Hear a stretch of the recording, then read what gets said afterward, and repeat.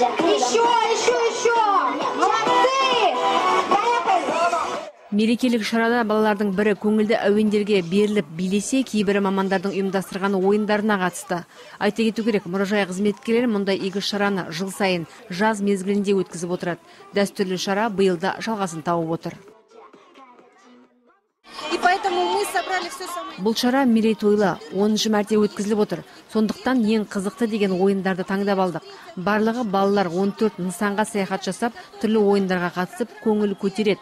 Бағдарламамыз өте қызықты. Олар мұнда мұражай экспонаттармен, қаламыздың әсем орындармен, тарихи қызықты деректермен танысады. Дәстүрлі шараны қызықты өткізу үшін біздің ұжым бар күшін салып отыр.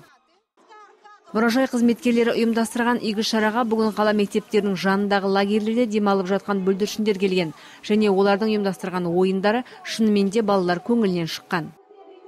Біз бүгін қалалық музейге саяхатқа келіп отырмыз. 5-ші мектеп оқушыларын алып, жазға алаң өте күшті ұйымдастырылған. Балалар бұл жерде неше түрлі ойындарды ойнап, мәз болып, және бір-бірімен танысып, солай жақсы ұйымдастырылған. Сол үшін біз қалалық музей ұйымдастырушыларына мектебіміз атынан және балалар атынан, тәрбиешілер атынан үлкен алғысымызды білдіреміз. Бұл жерде өте қызықты болды. Барлығы ұнады, үлкен әсер алдық. Біздерге қызықты болды. Әсіресе не ұнады? Әсіресе ойындары ұнады. Қайсы ойын түрлері? Жаңа қылышшылар ойнады. Қатты ұнады, ойындар күшті болды. Маған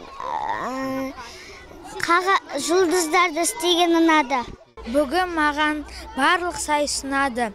Әсіресе құрылыстар сайысында біздер жеңіске жеттік.